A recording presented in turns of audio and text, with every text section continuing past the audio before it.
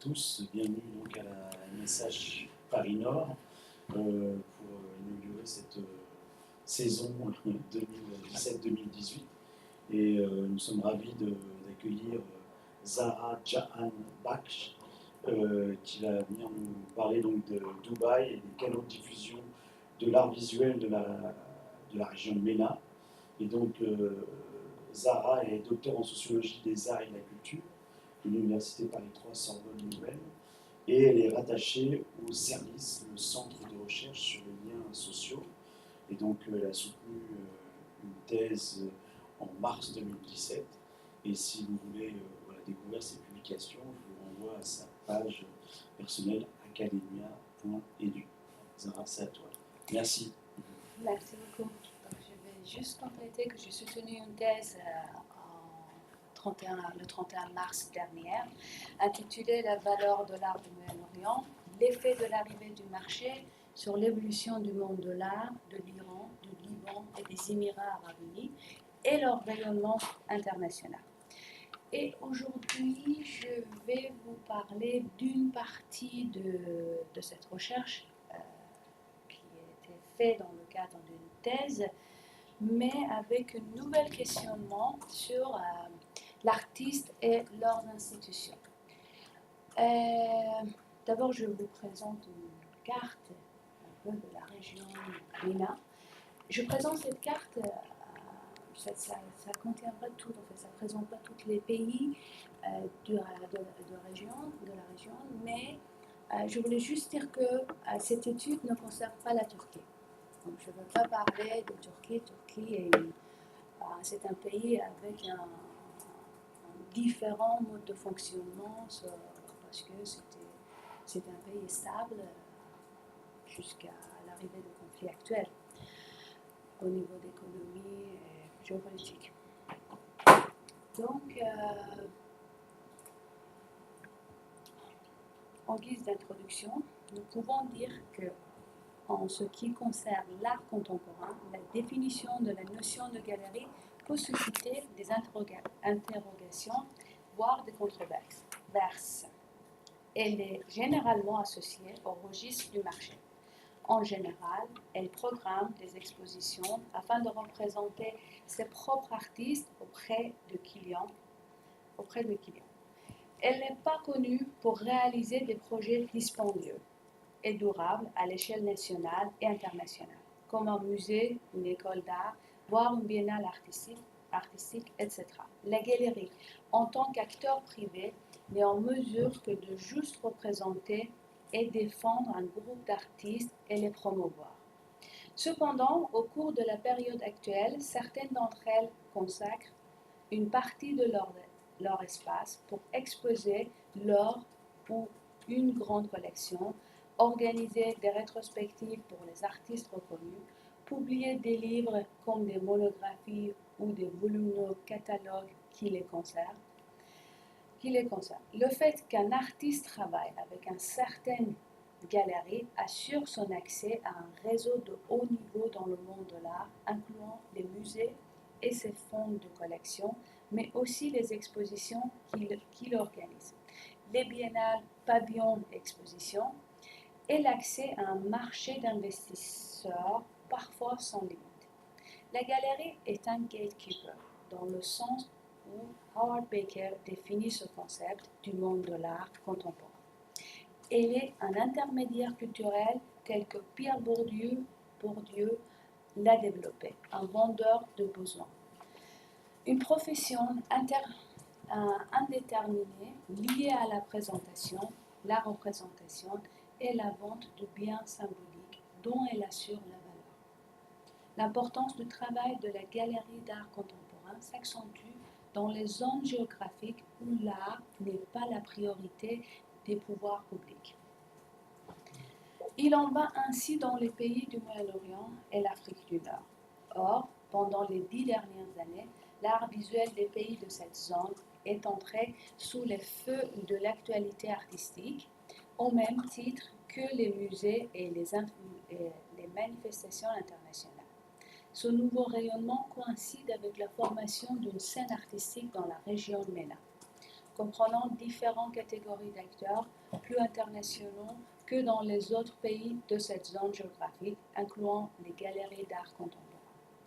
Cette contribution a pour but de montrer d'abord par quel acteur ou institution ces artistes trouvent une visibilité internationale et de montrer ensuite que, contrairement à beaucoup d'idées reçues, et faute d'un acteur majeur, le travail actuel des galeries d'art, plus connues sous le nom de marchands entrepreneurs dans la zone objet de cette recherche en particulier, n'a pas un objet porté exclusivement sur la recherche d'un gain économique. Cette présentation vise à montrer que les activités des galeries, par opposition à celles de simples marchands instantanés du monde de l'art, peuvent influencer directement ou indirectement l'évolution de la visibilité de la création artistique passablement oubliée de la région MENA. Pour parler de l'évolution du rayonnement de la région, nous nous basons sur la structure définie dans la théorie de Howard Baker, sociologue américain, le monde de l'art, où une scène artistique se compose d'un réseau organisé par des acteurs, individus ou collectifs, une activité coopérative. Donc, nous pourrions dire que les interactions entre eux les amènent à tendre vers un seul but, une production artistique de valeur. Ensuite, la théorie de la constitution de la valeur de l'art de Raymond Moulin, sociologue française, qui sépare le monde de l'art en deux, le champ artistique et le marché. C'est à travers l'interprétation de ces deux théories que nous avons visualisé ce que la scène artistique de la région a traversé. À partir d'une étude statistique et empirique sur les activités de ces deux champs, cette présentation tente de vérifier si cette place inédite dans les institutions artistiques peut être définie comme une véritable évolution de rayonnement sur la scène artistique internationale est occasionnée par ce nouvel acteur de la région, à savoir les galeries d'art. L'analyse de ces échanges s'appuie sur une étude historique ainsi que l'exploration de données quantitatives et documentaires recueillies lors d'une enquête de terrain sur plusieurs années réalisée principalement dans le cadre de ma thèse de doctorat. La méthodologie repose sur le croisement d'une grande diversité de sources lorsqu'il n'y a aucun enregistrement officiel à propos des galeries d'art à Dubaï et après avoir collecté les données quantitatives afin de les vérifier, compléter et enrichir, j'ai réalisé des entretiens semi-directifs et plusieurs entretiens informels à l'occasion des événements artistiques auprès de divers interlocuteurs, des acteurs, artistes, galeristes, etc. Pour mener à bien ces analyses, j'ai dégagé 3 axes. Une étude sur l'évolution de la présence internationale de l'art de cette zone, une étude sur les activités des galeries de Dubaï, une étude sur la nationalité des artistes représentés par les galeries de Dubaï. On va faire une état des lieux du monde de l'art de la région. En entrant dans le XXIe siècle, l'art et les artistes du Moyen-Orient et l'Afrique du Nord, dont la majorité des pays font régulièrement la une des journaux depuis des décennies dans les domaines qui n'ont rien à voir avec l'art ou la culture, trouvent une présence inédite dans les expositions et les acquisitions des musées ainsi que dans les manifestations artistiques internationales. Ce rayonnement coïncide avec l'arrivée de l'acteur majeur du champ artistique dans la région, à savoir aux Émirats arabes unis, les projets muséaux comme ceux de Guggenheim depuis 2006, Louvre 2007 à Abu Dhabi, l'internationalisation de la Biennale de Sharjah depuis 2003 et ensuite les acteurs majeurs du champ du marché avec l'arrivée des maisons de vente Christie's entre 2005 et 2006 et Bonhams 2008. 2008, Sotheby's 2009, sans oublier la foire d'art Dubaï, Art Dubai, en 2007.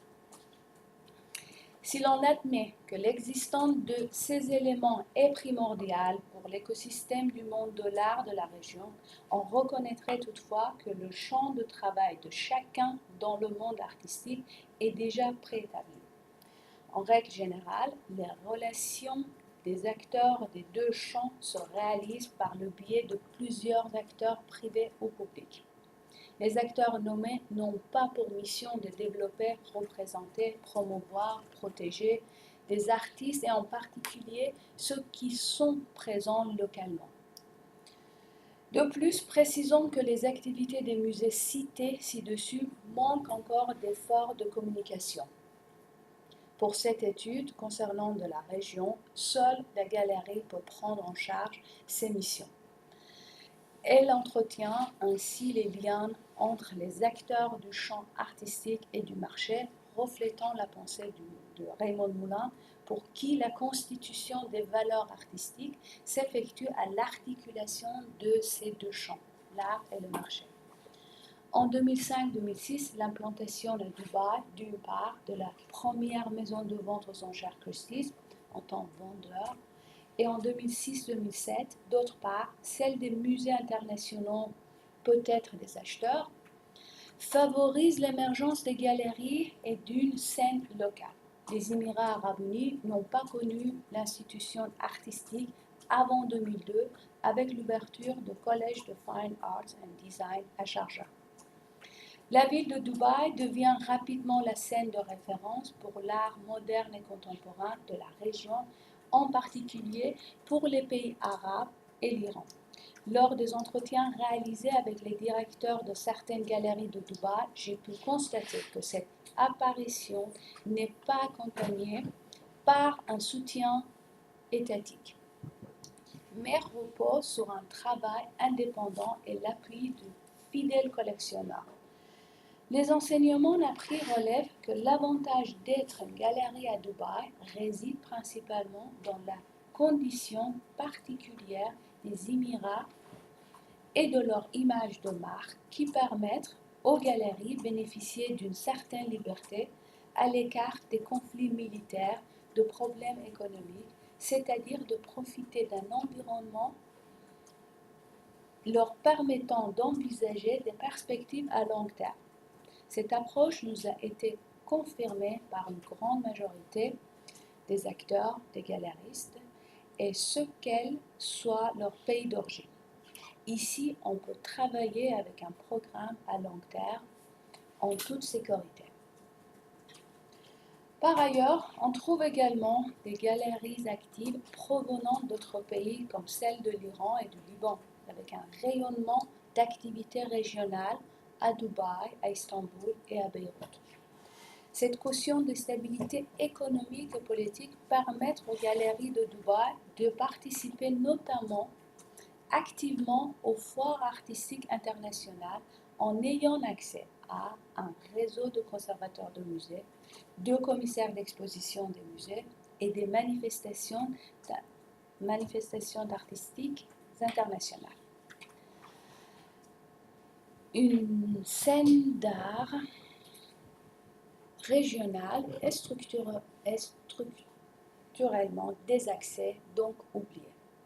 Il s'avère important d'avoir à l'espoir que la scène artistique de cette région n'a connu l'arrivée de l'art moderne et de l'infrastructure nécessaire à son bon fonctionnement, la galerie, les revues, les critiques d'art, etc., qu'à partir des années 30 et 40, soit au Caire, à Beyrouth et Bagdad pour le monde arabe et à Téhéran pour l'Iran. Commençons par l'Égypte, qui présente régulièrement depuis 1930 ses artistes à la Biennale de Venise, installe une école d'art à Rome pour acheter ensuite un pavillon à Venise 1952. Jusqu'à l'heure actuelle, l'Égypte est le seul pays de la région qui possède un pavillon. L'Iran accède à la Biennale de façon irrégulière depuis 1956 et la Syrie présente ses artistes en 1964. Pour ce qui concerne les institutions de premier plan, les écoles nationales d'art sont apparues dans certains pays dès le début du XXe siècle, avec par exemple les Beaux-Arts du Caire, fondés en 1908, Beaux-Arts de Téhéran. En 1911, l'Académie libanaise des Beaux-Arts, connue sous le nom d'Alba, à Beyrouth, en 1937. Malgré des décennies d'efforts entrepris par les acteurs publics et plusieurs initiatives amorcées par les artistes de l'époque, l'art et les artistes de cette région ont été oubliés à l'heure où la mondialisation faisait l'actualité, surtout durant les années 90. Dans le contexte géopolitique actuel, nous avons observé au Liban, en Iran, ainsi que relaté dans une brève étude sur l'Égypte, que ces États conservent des musées, des écoles, voire même des événements artistiques, biennales, salons, lieux actifs dédiés pendant des périodes difficiles à l'image de l'Iran, qui est retourné à la Biennale de Venise depuis 2003, de la Syrie en 2011, etc. Depuis 2011, certains pays y ont participé pour la première fois, comme le Liban en 2007, puis en 2017, les Émirats arabes unis depuis 2009. Signalons que, mis à part les pavillons nationaux, la présence dans les événements internationaux est directement liée aux relations et aux choix du commissaire d'exposition. Ali Reza Saniazar est l'ancien directeur du musée d'art contemporain de Téhéran et commissaire d'exposition de l'Iran à la Biennale de Venise en 2003-2005. Pendant qu'il était en charge de cette responsabilité, l'art iranien est apparu pour la première fois à la Biennale de Venise après la révolution de 1979. La volonté de Saniazar et le feu vert donné du gouvernement de l'époque pour favoriser le retour de l'Iran sur la scène artistique internationale se sont avérés remarquables. C'est d'ailleurs dans ce contexte qu'en réponse à la question de savoir pourquoi l'Iran n'avait pas essayé de participer à d'autres biennales internationales, incluant celles qui se situent dans la région, comme Sharjah et Istanbul. Sa réponse a été de confirmer que la seule manifestation dans laquelle j'ai pu envoyer les artistes est celle de la Biennale de Venise. Pour les autres, il a fallu attendre une invitation, leur donner du temps pour qu'ils nous repèrent, sachant que nous étions même prêts à financer des expositions internationales. Mais c'était à eux de nous repérer. Aujourd'hui, presque une décennie après son mandat, peut-on dire que les artistes de la région ont été repérés.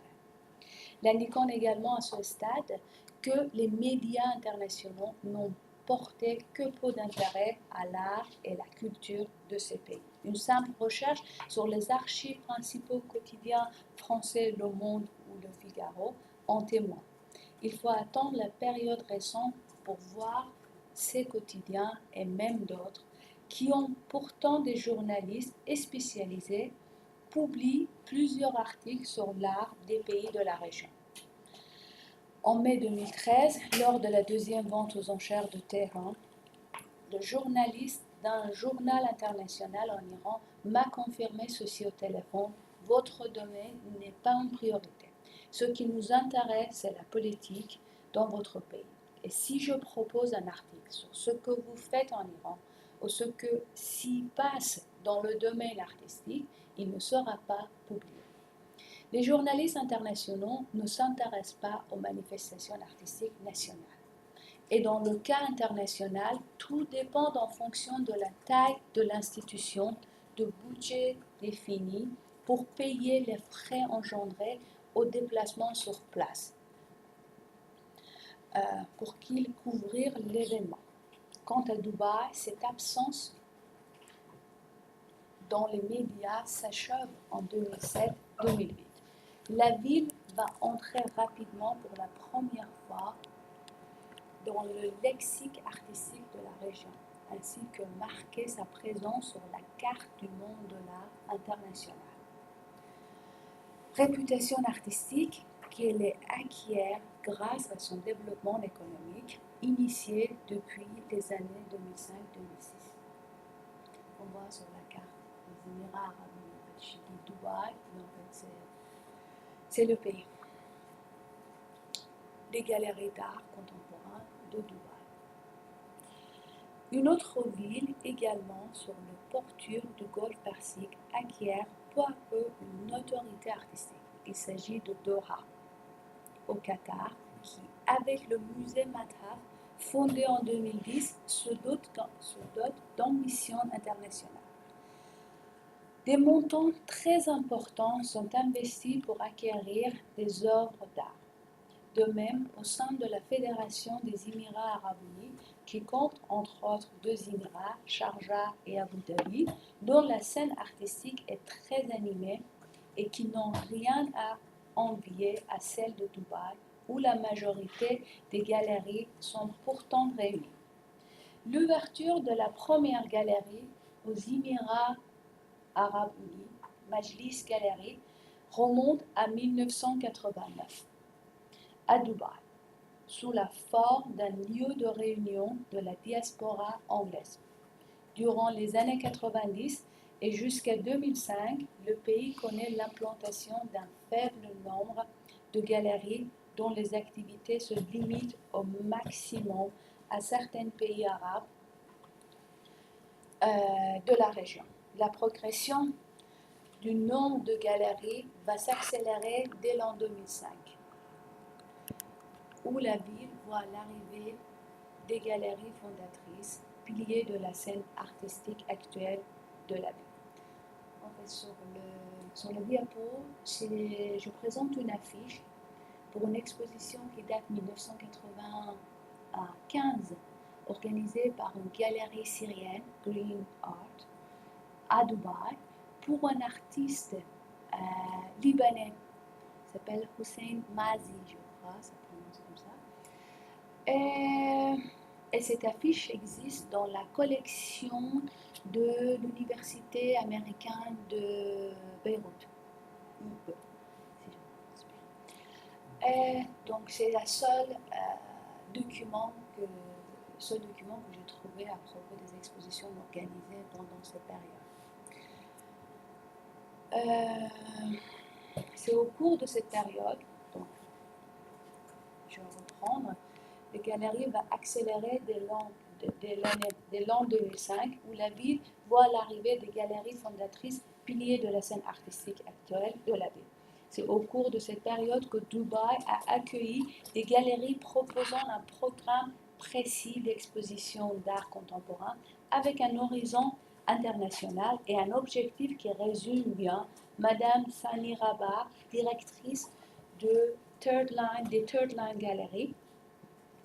Nous étions la première galerie à Dubaï, ouverte en 2005, qui a essayé de recopier les modèles suivis dans les galeries new-yorkaises, engager des artistes fixes, participer à la foire d'art, etc.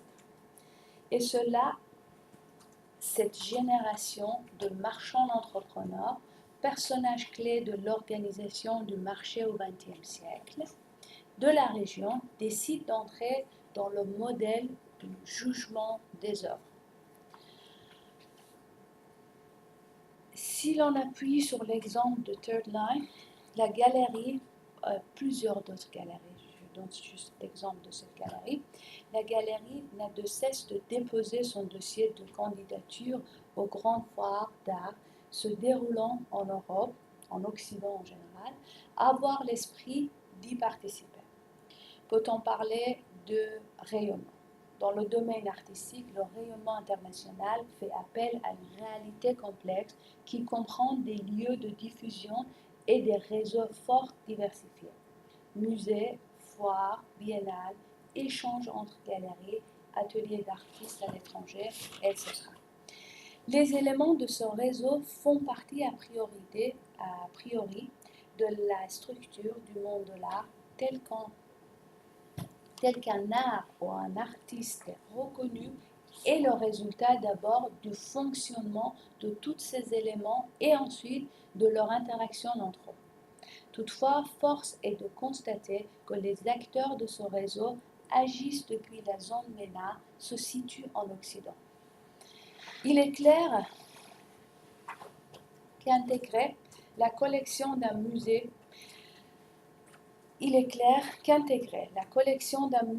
d'un pays du Golfe Persique n'apporte pas encore la même visibilité que celle du Centre Pompidou à Paris ou du MoMA à New York. Depuis 1970, le classement de Constcompass témoigne de cette différence.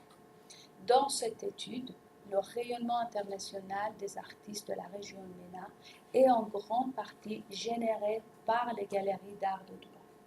La galerie est acteur principal du marché ainsi qu'un intermédiaire culturel.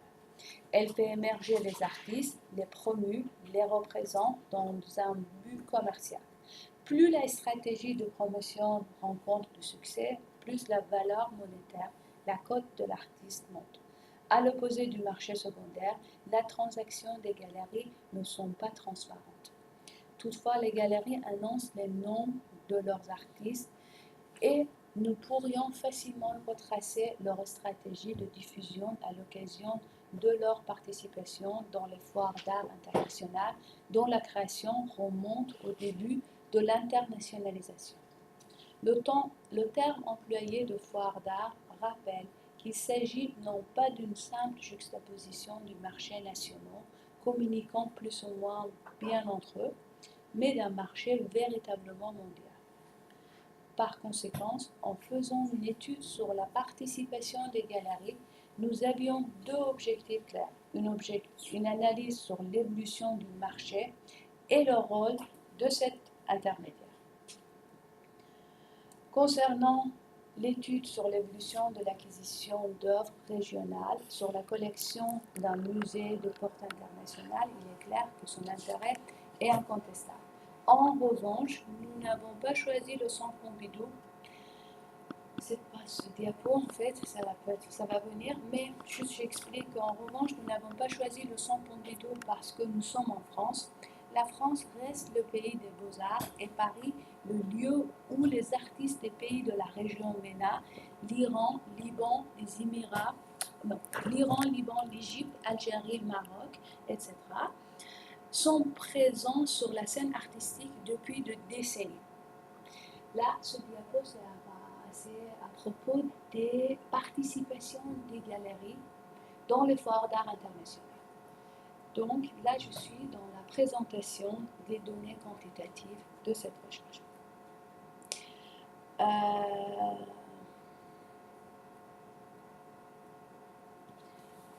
Je vais juste expliquer que j'ai fait. D'abord, j'ai identifié, je n'ai pas expliqué dans cet article, mais d'abord, dans le cadre d'une thèse, j'ai identifié les galeries. Une fois identifiées, j'ai essayé de voir est-ce qu'elles ont eu une présence internationale. Donc, en résumé, suite à nos observations, on dénomme 21 galeries à Dubaï. Je pourrais même dire par extension aux Émirats arabes unis, qui ont participé au moins une fois dans une foire d'art, comme la galerie Quadro, et au maximum à 39 foires d'art, comme la galerie Terla. Depuis la première présence internationale, depuis 2007 on peut dire, jusqu'à 2016, les galeries ont pris part à 29 foires d'art avec une grande diversité internationale. Comme le tableau montre, c'est presque dans tous les continents. Europe, MENA, il y a un problème parce que la foire d'art Marrakech a été arrêtée au bout de la deuxième édition. Et certaines galeries arrivent à partir même aux États-Unis. Là, je parle de coûts. Ils arrivent à financer aussi. C'est pas que leur dossier, leur candidature a été prise. C'est le fait d'arriver à financer ce voyage. Donc, la deuxième figure représente une évolution de participation sur une scène internationale. sur la scène internationale de l'art. Comme je viens de dire, la première présence date 2007, c'est l'ouverture de la foire Art Dubai à Dubaï. La ligne, la courbe bleue montre le total de présence. Sinon, on voit que la plupart des galeries émiraties, ils ont participé au moins une fois dans la foire Art Dubai, mais les galeries plus actives, plus internationales, sont arrivées à aller plus loin. Et en gros, on voit jusqu'à 2016, ils ont eu une visibilité, ils ont eu accès à cette scène internationale. Donc j'ai fait une autre étude sur le CV, ici je ne peux pas, sur le CV des artistes, c'était un peu compliqué de faire un résumé. J'ai fait une étude, une analyse sur 7 artistes provenant, en fait, on peut dire, d'origine de la région. On peut diviser ces artistes en 2 groupes, les artistes qui ont passé par les galeries de Dubaï ou des artistes qui ne sont jamais exposés à Dubaï. Et ces artistes, ils sont uniques. En fait, j'ai sélectionné ces artistes parce qu'ils ont au moins une œuvre dans la collection d'un des musées internationaux, soit Pompidou, Tate Modern ou MoMA. Vous avez peut-être entendu parler de Walid Rad, artiste libanais. Dia Al-Azoui, c'est artiste irakien né en 1939. Walid Rad né en 1967. Walid Rad, il vit et travaille à New York. Il a fait son parcours à New York, il n'a jamais passé à Dubaï. Mais aujourd'hui, il a une réputation internationale en tant qu'artiste libanais. Dia Al-Azoui, c'est un artiste irakien de l'époque modernisme, de l'art moderne de l'Irak. Après, Parviz Sanaboli, né en 1937, l'artiste iranien, l'artiste de sculpture iranien. Il y en a encore, Hassan Sharif, je vous donne l'exemple d'un artiste, je peux dire, le seul artiste émirati qui arrive à entrer dans une collection muséale. Né en 1951, et Wael Shreiki, c'est un artiste égyptien très jeune, 1971. Donc, j'ai cité leur date de naissance pour montrer qu'il y a un peu de toutes les générations. Les artistes qui ont vécu la période de gloire de l'art moderne de leur pays, au Liban, à Bagdad, en Irak et en Iran. Et ils ont été absents pendant toutes ces années, aucune activité internationale. Et ils ont retourné, pareil que les artistes libanais ou égyptiens qui sont vécus en Occident, en gros. Mais leur point, il y a d'autres exemples comme l'artiste algérien Kader Attia. C'est un artiste né en France, connu pour un artiste algérien français. Donc, j'ai analysé son CV. Il a eu des expositions partout dans le monde entier, sauf en Algérie. Donc, mais en résumé, je peux dire que le point commun entre tous ces artistes, c'est retourner ou arriver à la scène internationale en parallèle de l'émergence de la scène émirati.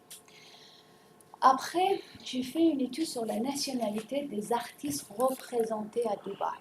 Donc une étude auprès de 21 galeries émiraties qui sont au moins participées une fois dans une foire d'art internationale. Donc il y a 438 artistes représentés par 21 galeries. En gros, c'est 44 pays présentés par ce petit groupe de galeries. On voit, je fais 2 schémas. D'abord, dans le premier camembert, on voit que c'est par les continents. On voit que 58% des artistes représentés par ces galeries viennent du Moyen-Orient, 14% de l'Afrique du Nord, je peux dire, vient de... mais bien Afrique, quand je parle de l'Afrique du Nord, c'est plutôt Maroc, Algérie, Tunisie, l'Égypte. Et Moyen-Orient, voilà, vous voyez. Donc, on voit que...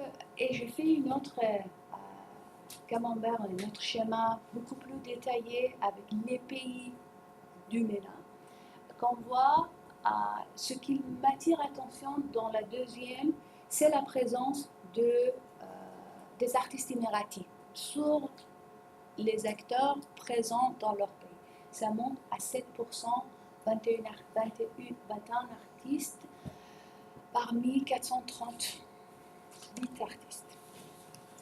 Ensuite, j'ai fait une étude sur l'acquisition de la collection de son Pompidou. Je parle de l'artiste, ce n'est pas les œuvres acquises.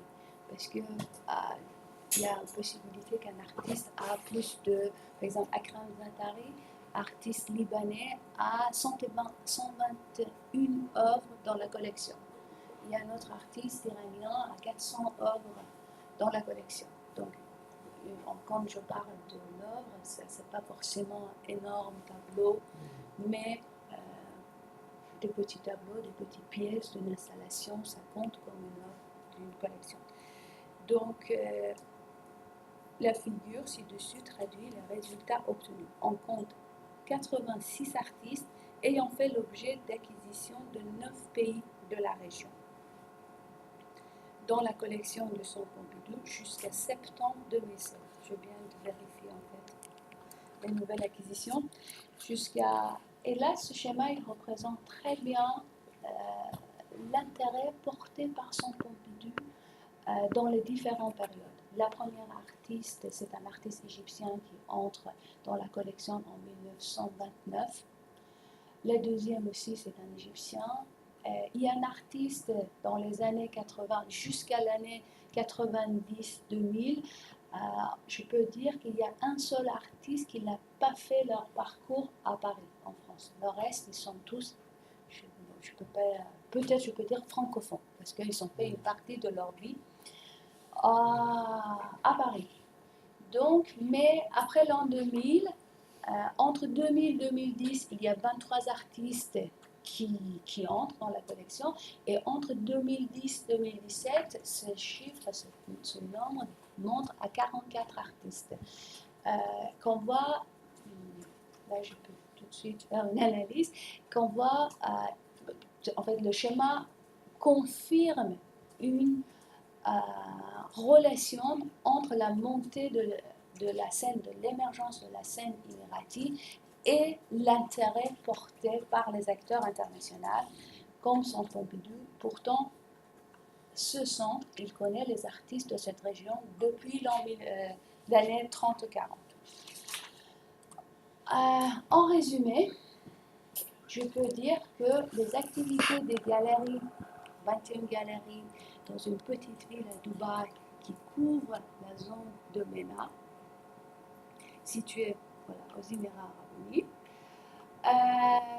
leurs activités envoient les artistes de la région dans les différents coins du monde. Donc, soit par la collection, soit par le biais de l'exposition organisée par les biennales artistiques, par exemple Sao Paulo, Biennale de Venise. Là, cette carte n'est pas des petites expositions, c'est plutôt les expositions, les activités institutionnelles. Quand je parle de l'Institut, c'est manifestations et les musées, les deux inclus. Donc, voilà, ça c'est la présentation. Si l'on admet que la galerie est un élément porteur du marché, cet acteur a non seulement émergé et s'est développé à Dubaï dans les années 2000, mais il a pu obtenir une présence inédite sur la scène internationale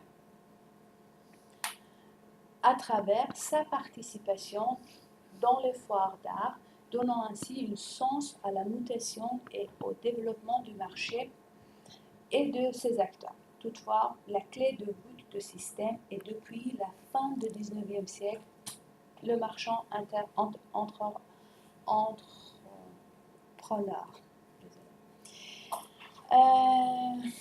Je vais faire un petit résumé. Ceci est aussi un intermédiaire culturel. Il figure parmi les rares acteurs qui disposent de la légitimité reconnue pour accéder via son réseau aux acteurs des deux champs du monde de l'art. Le champ du marché et celui de l'art, sans être confronté à un conflit d'intérêts qui limite les autres acteurs du marché. Quand je parle de conflit d'intérêts, ça veut dire les gens qui travaillent dans le marché, dans une maison de vente aux enchères, ils ont un peu mal à contacter les commissaires, les conservateurs des musées. Donc, et à l'inverse, c'est-à-dire les gens qui travaillent dans les musées, ils sont, surtout en France, ils n'ont pas le droit de donner leurs avis ou signer un certificat ou parler d'un artiste dans un contexte économique. Donc, c'est pour ça je peux dire que la galerie est le seul acteur qui arrive à tourner à droite, à gauche, sans rencontrer des conflits. Partout, il est bienvenu. Les galeries se trouvent également dans une logique de création d'un capital culturel et symbolique dans le sens que Bourdieu donne à cette expression à travers leurs artistes. Elles tenant de contrôle les méga-institutions artistiques, musées et biennales qui jouent un rôle dans la reconnaissance de l'artiste. Il y a un article publié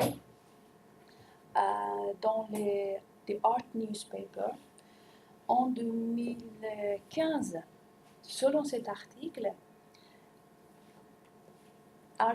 Almost One-Third, un tiers de solo des expositions individuelles dans les grands musées américains comme MoMA, Guggenheim, c'est soutenu, ça couvre les artistes de 5 galeries américaines. Donc, et tout ça, c'est grâce au financement des galeries. Les galeries financent ces expositions dans les musées. Donc, j'essaie de comparer un peu de ce qui se passe dans la région du MENA. Les galeries arrivent à contacter des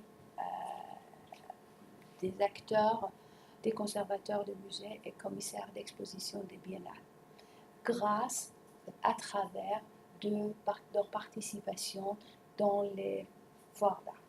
Les galeries de Dubaï constituent donc l'un des éléments du monde de l'art de la région. Certes, il n'y a pas qu'elle. La région MENA compte plus de 20 autres pays, mais ce sont bien les seuls qui sont parvenus à atteindre un niveau de rayonnement international autant que régional pour diffuser de l'art de la région. Rappelons la définition qui donne Durkheim de l'institution, qui recouvre des formes instituées, impersonnelles et collectives relativement durables et stables. Elles sont à la fois un ensemble de règles et une mission, un mode de fonctionnement, de pratiques spécifiques. Nous remarquons qu'elle peut être personnelle avec une approche marchande et impersonnelle avec celle d'intermédiaire culturel. Jacques Debois, dans l'institution de la littérature, repère un certain nombre d'instants compris comme des rouages institutionnels, remplissant une fonction spécifique dans l'élaboration, la définition ou la légitimation d'une œuvre. Cette définition pourrait s'accorder avec le mécanisme de fonctionnement d'une galerie d'art contemporain, une forme d'institution avec divers niveaux de pouvoir et rayonnement. À titre d'exemple, si nous remplaçons le mot musée dans la définition donnée par ICAM par le mot galerie, qui a poursuivi des buts lucratifs, nous constatons une forte ressemblance entre leurs fonctionnements. Une galerie est une institution permanente avec but lucratif au service de la société et de son développement, ouverte au public qui acquiert, conserve, étudie, expose et transmet le le patrimoine matériel et immatériel de l'humanité et de son environnement à des fins d'études, d'éducation et de délectation. Si l'on revient à la participation des galeries de Dubaï aux foires artistiques, leur présence pourrait avoir un effet dynamisant et de représentation de l'art de la région auprès des interlocuteurs internationaux dont les avis ont un rôle prescripteur dans le choix d'une collection muséale ou l'élaboration d'un événement international.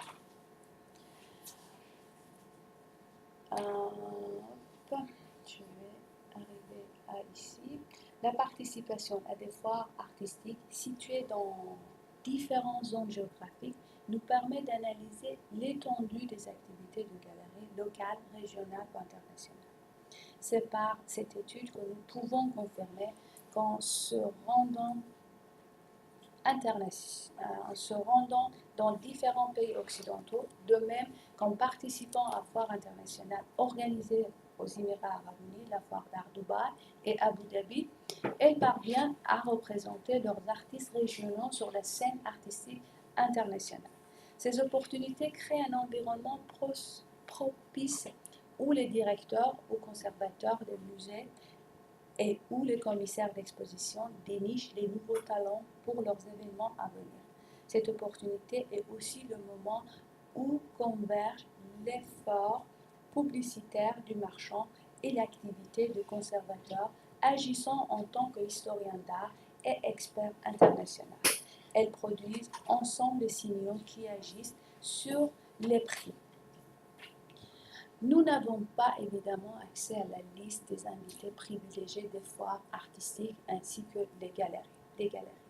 Mais certaines d'entre elles nous sont parvenues à identifier leur présence à travers les réseaux sociaux.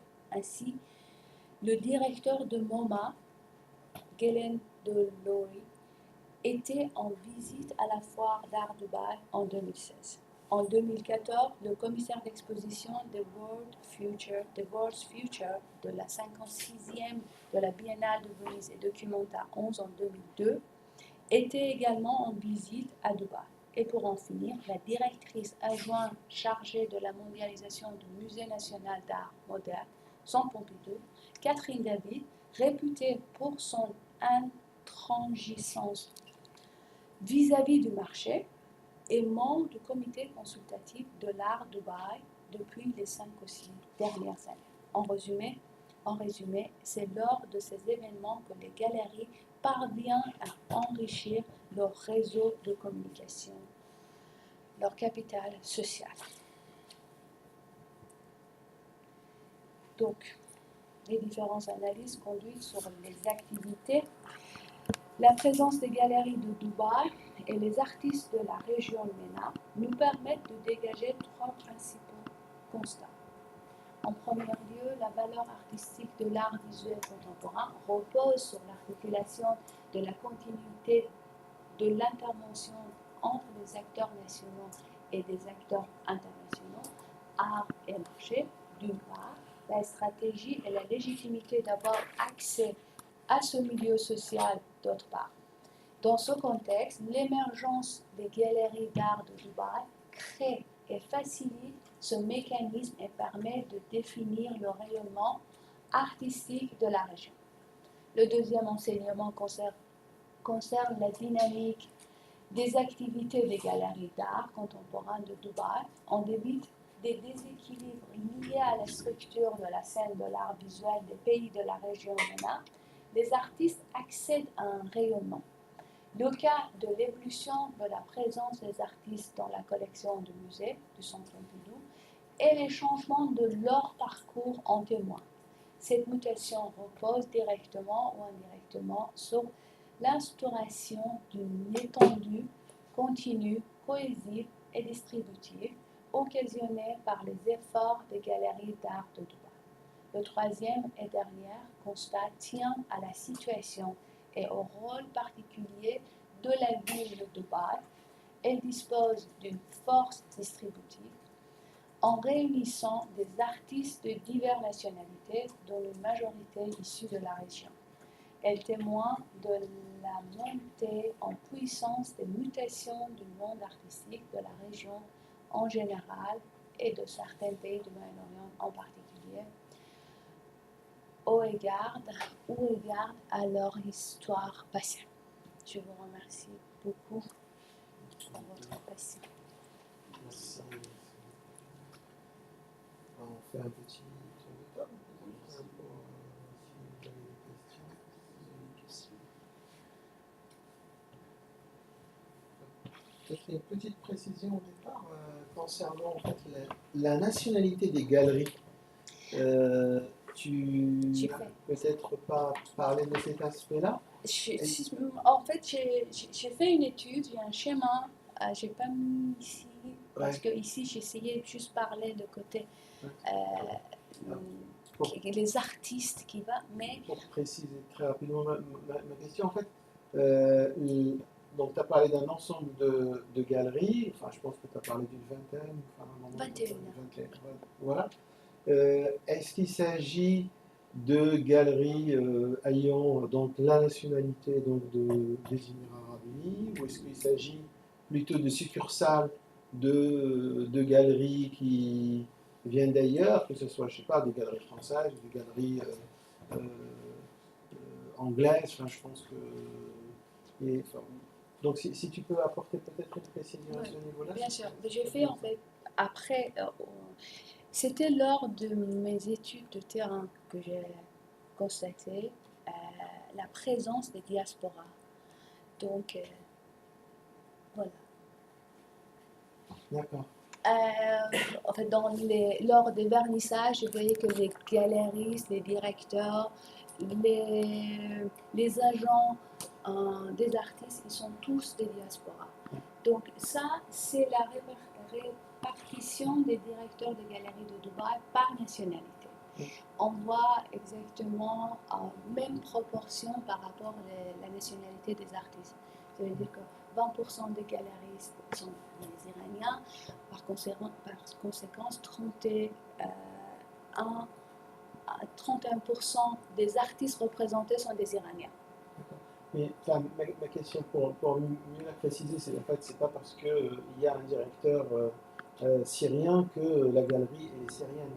Enfin, moi, je voulais avoir un peu plus de précision. Est-ce que, par exemple, on est véritablement dans une logique d'exportation en fait de galeries qui vont ouvrir tout simplement des succursales parce qu'il y a un marché ou parce qu'il y a des moyens financiers peut-être assez importants pour pouvoir en tirer profit.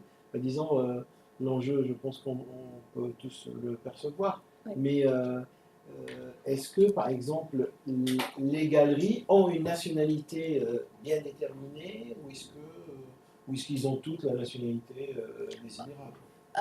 Non, ils sont tous. En fait, je sais qu'il y a un modèle, un business model aux Émirats. Si vous voulez ouvrir un business, n'importe quel, il faut avoir un associé émirati. Donc, ça, c'est au niveau de loi, de la loi. Mais d'autre part, par exemple, dans le cas de Third Line Gallery, il y a la directrice, c'est une Iranienne vécue aux Émirats depuis des années. Donc, c'est des diasporas riches, qui ont eu la nationalité émirati. Mais c'est une époque, aujourd'hui, ce n'est pas le cas. Donc aujourd'hui, c'est plutôt les diasporas dans le sens que, par exemple, il y a 2 Iraniens qui viennent directement de l'Iran. Le reste, c'est, dans le cas des Iraniens, je connais mieux, c'est des Iraniens qui sont vécus en Allemagne, je ne sais pas, par exemple en France, qui sont partis ouvrir leur galerie à Dubaï. Et il y a 2 succursales. 2 succursales, ça veut dire les gens qui pensent qu'il y a des profits, on va partir là-bas et gagner l'argent. C'est très intéressant parce que l'une galerie, c'est Opéra Galerie, c'est une galerie parisienne, avec plusieurs succursales. En fait, c'est une galerie, je peux dire, commerciale. Ce n'est pas une galerie avec des missions très culturelles, c'est-à-dire il n'a pas des projets. Même son espace à Dubaï, c'est comme une boutique, des objets artistiques. Donc, elle a plus, je ne sais pas, 14 succursales dans le monde entier, à Pékin, à New York. Et il y a une autre succursale qui appartient à une galerie new-yorkaise, iranienne, elle s'appelle Leila Heller Gallery, qui vient s'installer. Elle était présente pendant des années, depuis la première foire d'art jusqu'à 2015, et c'est à 2015 qu'elle décide de venir et s'installer là-bas. Mais le point sur lequel j'insiste, c'est le fait d'ouvrir une galerie. Ça veut dire que les gens, ils décident de venir et ouvrir une galerie. En parallèle, c'était 2005-2006, par exemple, Third Line Galerie, j'ai fait un entretien avec la directrice, elle a dit on a vu l'arrivée de quelque chose à Dubaï. Donc on s'est dit, on va venir. Mais elles sont basées déjà à Dubaï. Donc mais il y a, voilà, je ne sais pas, j'ai répondu non, mais c'était le fait. J'avais une question plus sur. Je comprends bien le constat de l'émergence, etc., mais c'est plutôt qu'est-ce qui a fait que ça a émergé comme nouveau marché, comme nouvelle institution. Est-ce que c'est lié au circuit de financement? Est-ce que c'est lié aussi à la politique de l'État, des Émiratis en fait? Comment tu expliques cette émergence à ce moment-là? Je suppose que c'est multifactoriel, mais voilà, le Qatar aussi.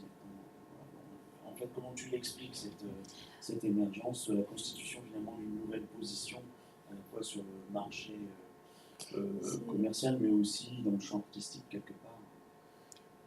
Il y a une politique, je ne sais pas, il faut parler de politique culturelle au programme culturel touristique. Donc à Abu Dhabi,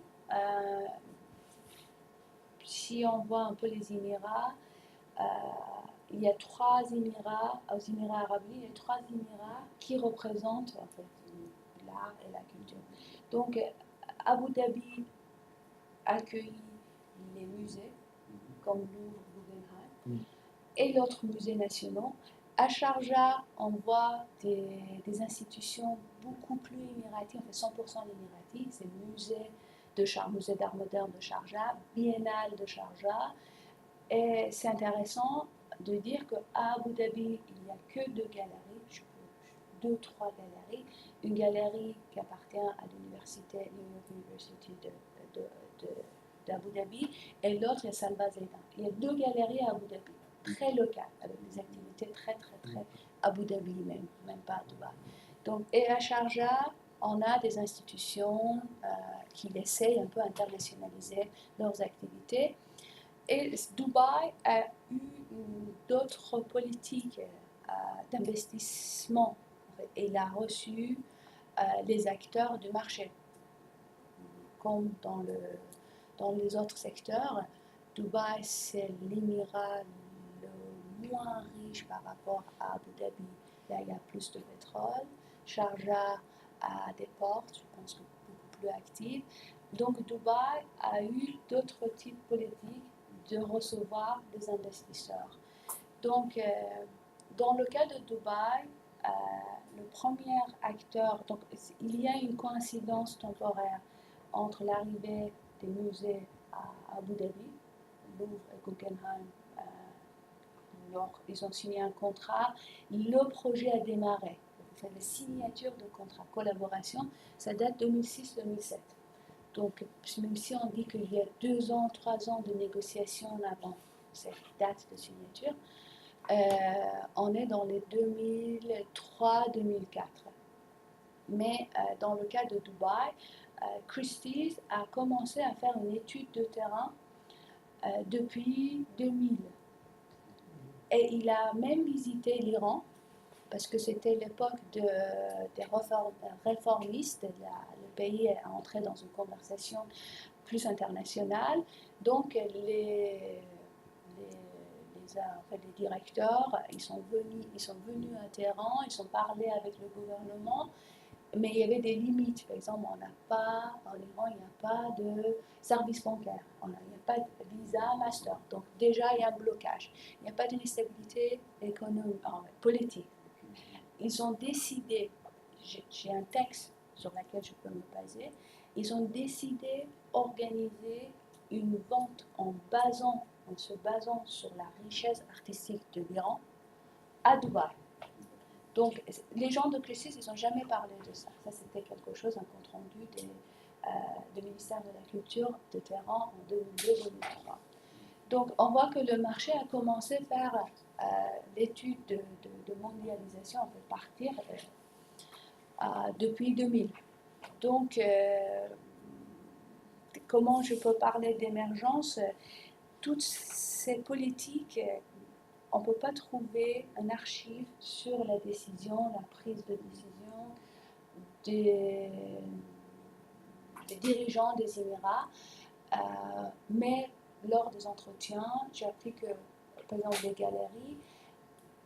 les galeries qui sont arrivées entre 2000, ils ont décidé d'ouvrir en 2004-2005. Ils hésitaient parce qu'ils n'étaient pas sûrs, ils pensaient que ça va venir, ça ne va pas venir. Ils n'ont pas tout de suite investi pour avoir un local. Ils ont commencé à organiser des expositions dans les hôtels, dans les salles, un peu des événements. Ils ont organisé des événements, ils ne sont pas entrés dans un engagement financier. Donc, je ne peux pas exactement dire que cette émergence. Comment il arrive à cette émergence et comment la scène émiratie des galeries s'émerge. Ils ont, en tout cas je peux dire qu'ils appartiennent à une classe sociale aisée, qu'ils sont facilement partir et ils ont décidé d'ouvrir, louer un local et vivre à Dubaï. En fait, ils ont pris des risques à s'installer là-bas et une grande partie ils ont vraiment quitté le pays, d'autres pays, d'origine, c'est-à-dire ils ont déjà des diasporas, ils ont décidé de partir à Dubaï. J'ai fait un entretien avec le directeur d'un musée, le seul musée privé, près en fait, qui est le seul musée privé, mais il a sa fonction comme une galerie. Il s'appelle Rani Salsali Museum, Private Museum, et lui, c'est un businessman qui travaille sur l'environnement, le pétrole, l'environnement et la construction d'immobilier. Et lui, il a dit que j'ai décidé de venir s'installer à Dubaï parce que c'est à proximité de l'Iran. Donc, le fait d'être à 1h30 de Téhéran, ça m'aide à faire des choses. Et il y a Farjan Foundation aussi, il est entré dans la même logique. Il avait sa commerce avec l'Iran en même temps. Il a fondé sa fondation. Donc, c'est vraiment c'est basé sur plusieurs éléments économiques, politiques, et aussi le fait d'être un peu nationaliste et trouver une plateforme pour représenter l'art et la culture de leur pays, parce que c'était les Libanais qui ont parlé de ça. En fait, on peut aller plus loin, je ne peux pas développer ça, mais on peut aller sur le 11 septembre. L'événement de 11 septembre, il y a à partir de 11 septembre, la communauté arabe et musulmane, ils ont décidé d'accentuer, de travailler sur leur culture et dire qu'on a une culture. Il y a d'autres articles qui sont travaillés sur comment dire, la présence des œuvres de l'art islamique. Ce n'est pas forcément l'art moderne contemporain après 11 septembre. Donc, c'est une décision d'une certaine diaspora, d'un certain acteur pour montrer qu'il y a des activités, il y a de l'art, et la plateforme de Dubaï a juste aidé à tous ces gens-là à réunir et montrer d'une façon un peu plus visible et internationale. Sachant que, par exemple, à partir en Iran, il y a toujours, par exemple, les Anglais ils rencontrent des problèmes pour avoir le visa. Donc, les Américains, ils n'ont pas droit à entrer dans le pays, sauf si dans le cadre très, très, très organisé, déclaré, tout ça. Donc, toutes ces limites n'existent pas à Dubaï. Donc, mais les artistes iraniens voyagent grave, moins cher. Et aussi, Dubaï, c'est devenu une chaîne, une ville, en fait, des Émirats, un pays d'éducation. Parce que j'ai rencontré beaucoup de gens de la région, même l'Inde, parce que ça coûte moins cher étudier à Dubaï que partir à Londres, à New York. Donc, il y a plusieurs raisons. Le coût, le visa, qui fait que... Ouais. En fait, merci pour votre intervention. Moi, je remarque qu'il y a une très grande ouverture sur l'Iran, ce qui est tout à fait normal, parce qu'en fait, pas seulement dans le domaine artistique, mais dans tous les domaines, en fait, Dubaï, c'est une sorte de place de substitution pour beaucoup d'activités, voilà, donc ça confirme. Vous avez mis, il y a également les Saoudiens, vous avez rencontré les Saoudiens, comment est-ce qu'ils envisagent leur présence? C'est très intéressant. Non, je n'ai pas rencontré les Saoudiens, mais c'était à Beyrouth que j'ai entendu parler des Saoudiens. Parce qu'il y a beaucoup de Libanais qui sont partis en Arabie Saoudite et ils s'engagent dans les activités. J'ai fait des entretiens avec Artscope, avec la directrice de cette petite maison de vente en ligne à Beyrouth. C'est une Libanaise étudiée à New York qui est partie. Et elle m'a tiré l'attention sur le fait que tous les financements viennent de Saoudi. Tous les financements pour les actes, pas tous les financements, ils ont beaucoup l'aide de la part des familles, des fondations, des familles royales en Arabie Saoudite qui financent tous les projets culturels. Et elle, en tant que libanaise, avec son projet. Un projet culturel libanais, c'est ça? Oui. Oui, classique. Donc, les Saoudiens, ils ne sont pas une présence, une vraie présence dans le. Mais ils sont quand même dans les foires d'art. C'est ça, elle est invisible en fait, en quelque sorte.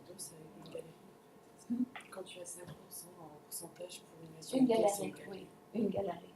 Mais en fait, c'est, enfin, je sais pas, peut-être que je me trompe, mais j'avais lu un article par exemple sur les articles scientifiques en Égypte, enfin, des Égyptiens en fait. Et donc, cet article montrait que la quasi-totalité des gens qui publiaient dans les revues scientifiques, mais qui étaient égyptiens, étaient financés par le Saoudien. C'est un peu ce que tu es en train de dire. C'est-à-dire que là, par exemple, il n'y a que 5% de Saoudiens. Et une galerie. Une galerie. Une galerie. Oui, mais il y a une galerie saoudienne, mais par exemple, est-ce que les Libanais, là par exemple, bien sûr, le directeur est libanais, mais est-ce que c'est pas financé par non, fonds saoudiens? Non. En fait, à Dubaï, ce qui est très intéressant, à Dubaï, il n'y a pas des actifs. En fait, il n'y a pas des galeries associatives. Il n'y a pas des galeries. Il y a 2-3 galeries émiraties. C'est plutôt les Émiratis qui l'aident. Ils financent des projets émiratis, mais le reste, non. Il faut gagner l'argent. Il n'y a pas de ça. Sinon, il faut fermer parce qu'ils ne sont pas taxés, mais le coût d'être à Dubaï. Oui, très, très élevé, je suppose. Donc, il y a des galeries qui sont fermées en 2013. Il y a 2 galeries qui sont fermées. Parce que vous avez marqué répartition des directeurs de galeries. En fait, je ne connais rien du tout au domaine, hein, parce que je ne parle pas vraiment néophyte. Donc, vous faites répartition des directeurs de galeries d'internationalité. Ça veut dire qu'il y a des directeurs saoudiens. Oui, voilà. Il y a un directeur saoudien. Voilà, j'ai oublié son nom, mais c'est une prince saoudienne. C'est une prince saoudienne qui a des empty quarter galleries. Ça doit être non, il n'y a pas. Il y a des participations dans la foire d'art Dubaï. C'est Attar Gallery qui représente, vient de Riyad, exactement, et elle représente des artistes saoudiens.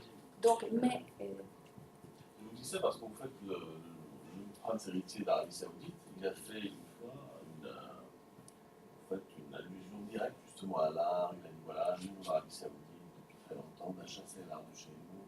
Maintenant, il faut qu'il revienne. Il faut que Riyad devienne pas une capitale, mais une ville où l'art doit prospérer.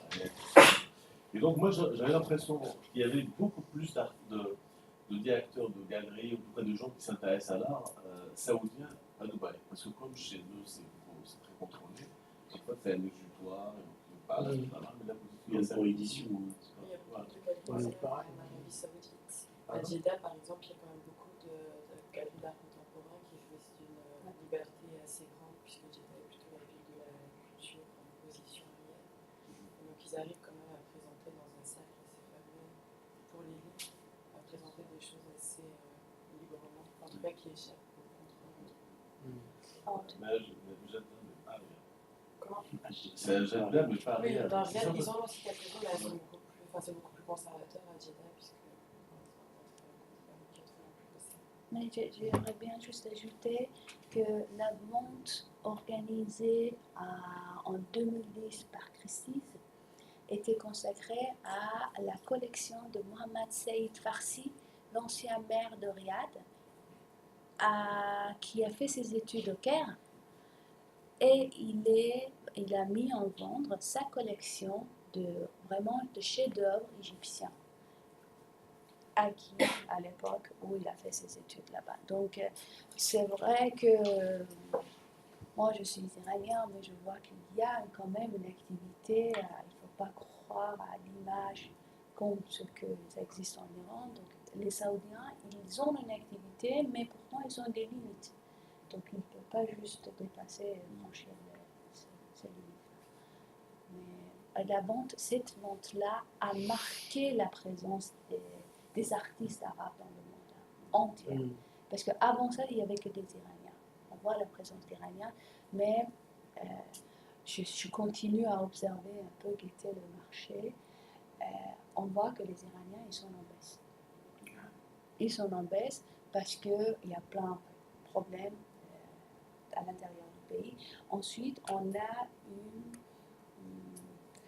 j'ai fait des entretiens avec les collectionneurs iraniens. Le marché de l'art à Dubaï, c'est comme un match de foot. On est là pour soutenir notre pays. Donc, une des raisons pour laquelle j'ai parti pour faire une étude quantitative avec des chiffres, surtout pour moi-même, de ne pas croire à l'image que je suis iranien. Donc, et ça existe, ça. Et les collectionneurs en Iran disent non, on participe dans les ventes aux enchères pour protéger l'autre culture, pour montrer. Et j'ai eu une même remarque par les acteurs libanais à Beyrouth, qui ont dit la présence d'Iran. Dès qu'on arrive à la vente l'autre des Iraniens, on voit que les Iraniens, ils entrent dans la salle pour... C'est toute une histoire culturelle. Vous avez réussi à trouver des chiffres d'affaires, en fait, à faire une sorte de comptabilité du secteur ou de votre hôtel combien de chiffre d'affaires Chiffre d'affaires dans les galeries, je peux dire non. Après la séance, je vais vous dire les détails. Mais pour les ventes aux enchères, j'ai tout le chiffre d'affaires. J'ai tout le chiffre d'affaires depuis la première vente à Dubaï. En fait, la première vente, je peux dire, en général, consacrée à l'art d'une région, MENA en général, c'était à Dubaï. Donc, on ne peut pas dire que Londres, on ne parle pas de l'art islamique antique. On parle que de l'art moderne ou contemporain. La première, ça je suis en train d'écrire dans un autre article, que Dubaï, c'était aussi la ville qui a organisé des expositions pour la première fois dans l'histoire, dans une salle où on voit tous les artistes du monde arabe et musulman, l'Iran inclus, dans une salle d'exposition, dans un catalogue.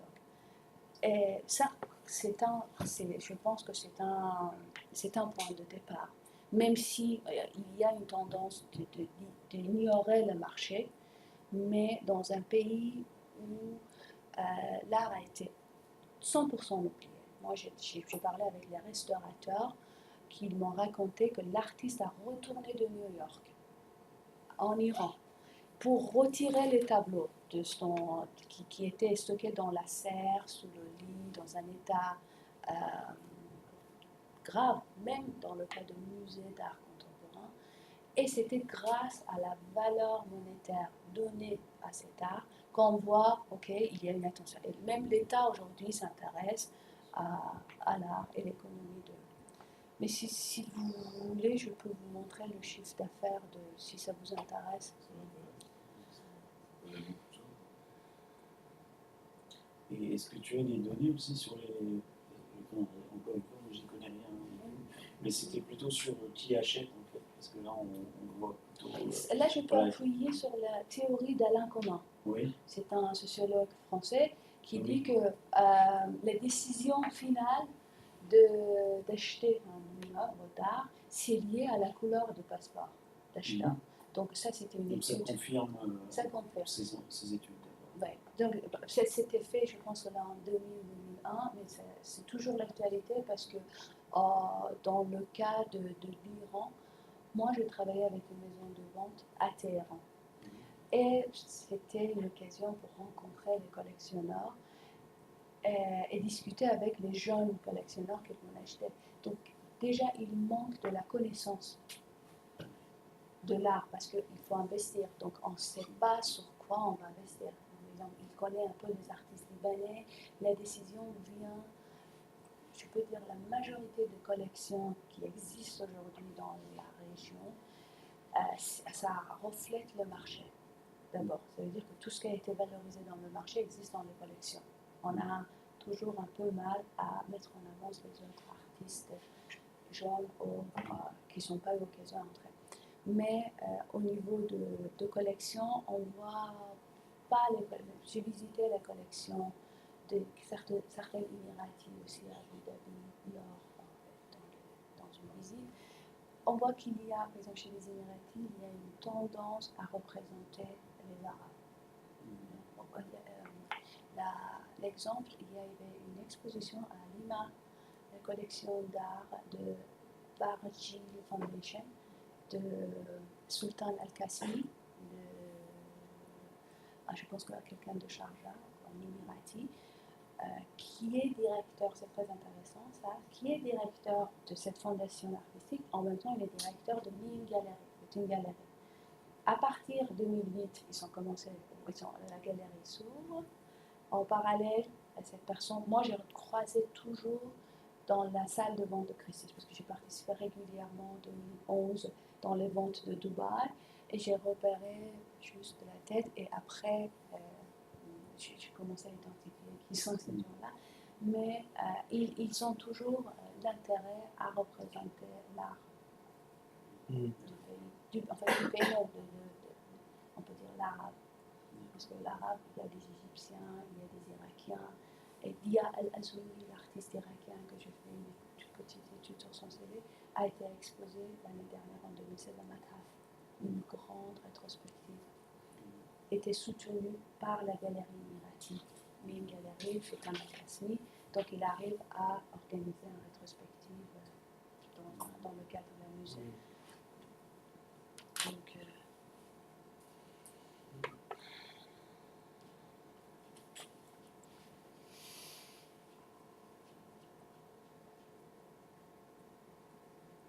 je vais juste montrer les chiffres d'affaires que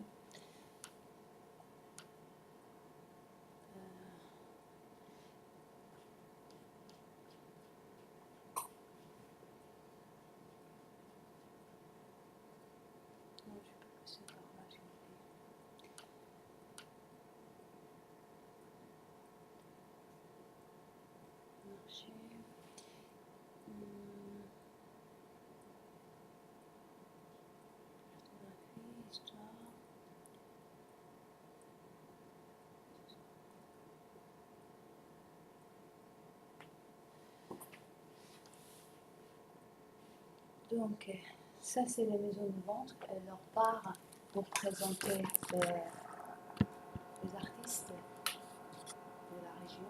Donc, Christie's, ça on voit bien, c'est Christie's, qui s'est basée à Dubaï depuis 2005, c'est la première dans la région. Sotheby's, à Doha, elle est à Doha. Et Bonham, elle a eu quelques ventes. Elle n'a jamais s'installée dans la région. Mais c'est intéressant parce que Christie's, elle arrive par lui-même, il décide de partir. Sotheby's a été invité par l'État qatarien pour s'installer parce que ça rend une visibilité. Voilà. Donc, on voit que la vente démarre en 2006 par Christie's, le chiffre d'affaires, ça monte à 8 millions.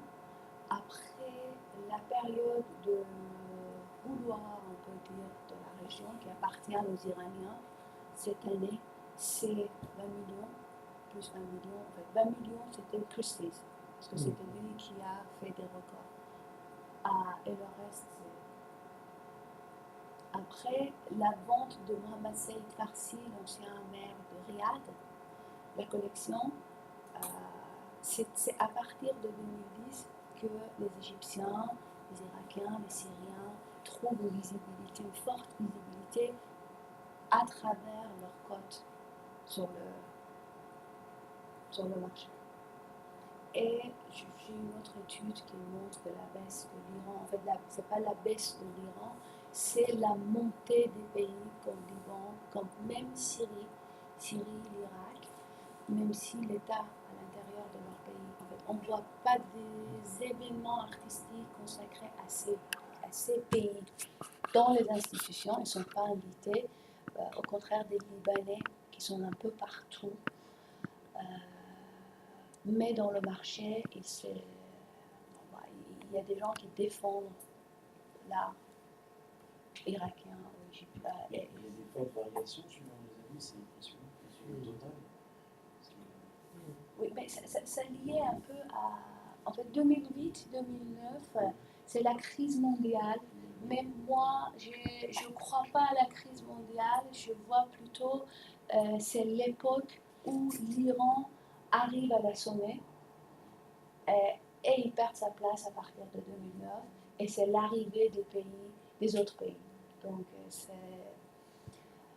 ça baisse en général, mais le chiffre 2008, c'était, je peux dire, un accident. C'était 2,8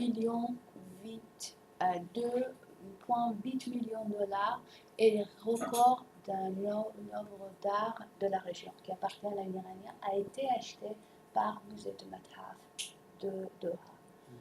Donc, mais pour l'Égypte, après c'est les Égyptiens avec 1,8 million de dollars. Donc c'est un peu... Après, j'ai pas fait une étude sur les Indiens. Les Indiens, ils ont en fait la première vente de Dubaï. On voit une majorité indienne.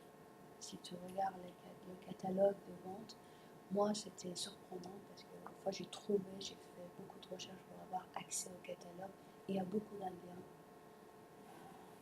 Dubaï. Donc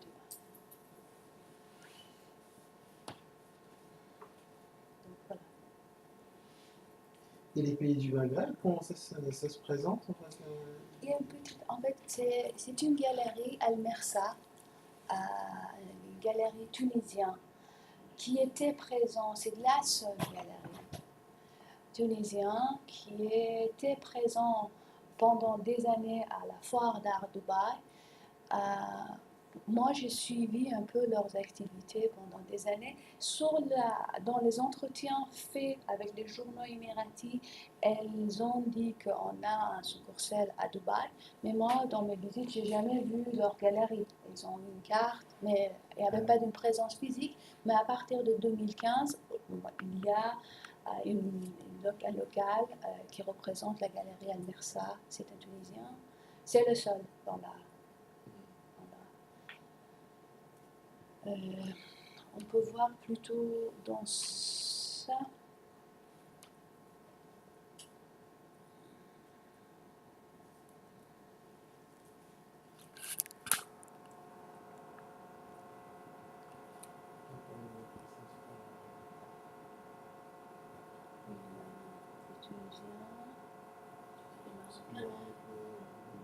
Et ce qui est intéressant, c'est la présence de ces artistes dans la collection de son Pompidou.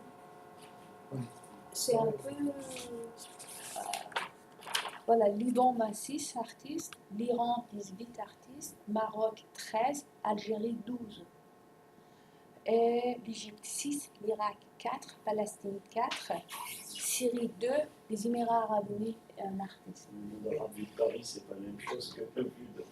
Et d'ailleurs, tout à l'heure, tu as présenté un graphique où on voyait en fait une progression à partir de début des années 90, voilà, début des années 90. Comment tu expliques en fait cette rupture qui est là à partir de 90, ça monte en flash? Comment ça se fait que le Pompidou, Georges Pompidou, va s'intéresser véritablement À propos de Fonds national art contemporain, je sais que la mission de cette fonds, c'était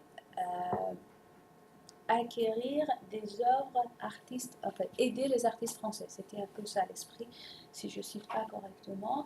Mais c'est l'époque, je peux interpréter que en l'année 30, 40, 50, par exemple dans le cas d'Iran et Liban, il y a beaucoup d'artistes qui ont eu la bourse soutenue par leurs États pour faire une formation artistique à Paris.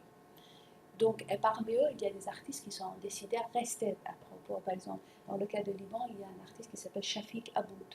Shafik Aboud est devenu renommé, réputé, grâce à sa présence dans la FIAC.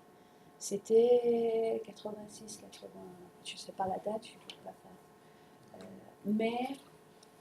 Et après, les Iraniens qui restent un peu, il y a 2-3 Iraniens qui restent, ils bien faire leurs études, ils décident de rester, comme les Égyptiens, comme les autres artistes.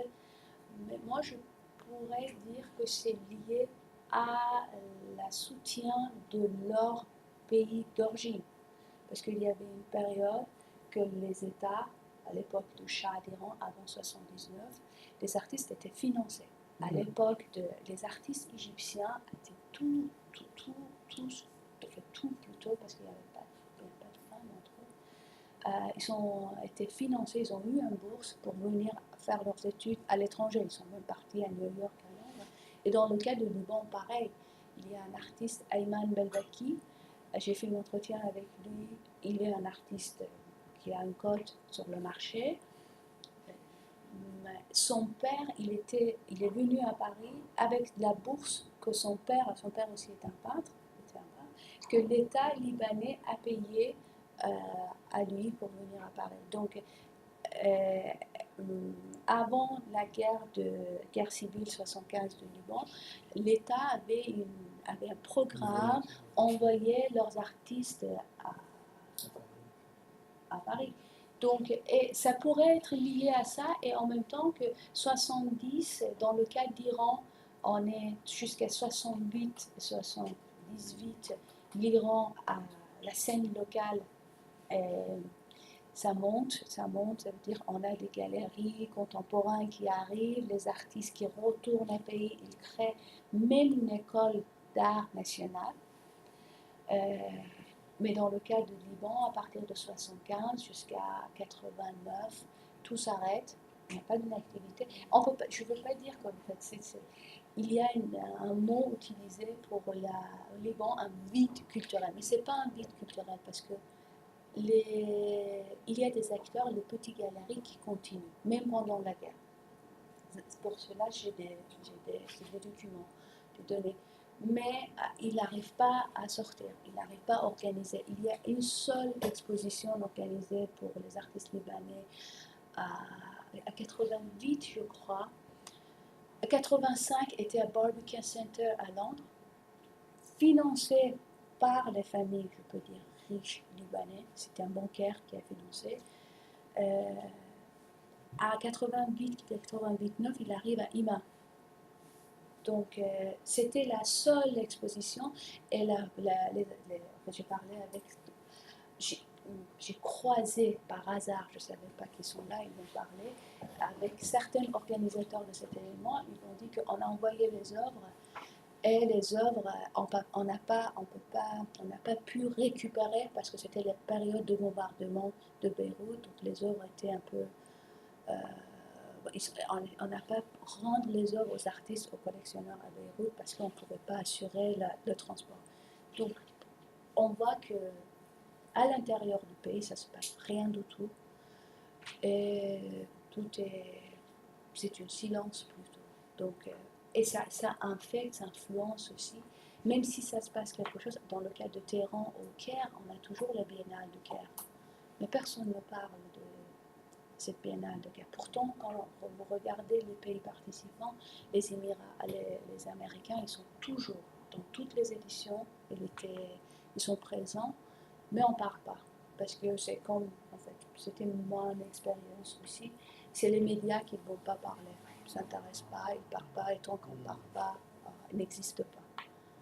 Donc, Enfin, juste, vous avez un peu travaillé sur le Centre Pompidou et aussi à partir des années 90, il y a deux éléments concordants qui peuvent peut-être aussi expliquer cette hausse des acquisitions par les pays, par les artistes des pays arabes, mais plus largement en fait du reste du monde. C'est en 89 l'exposition de Magicien à terre de Jean-Bert Martin, qui en fait était la première exposition, grande exposition occidentale à présenter des artistes venus du monde entier. Enfin, la proportion était à peu près de 50% d'artistes occidentaux et 50% d'artistes du reste du monde.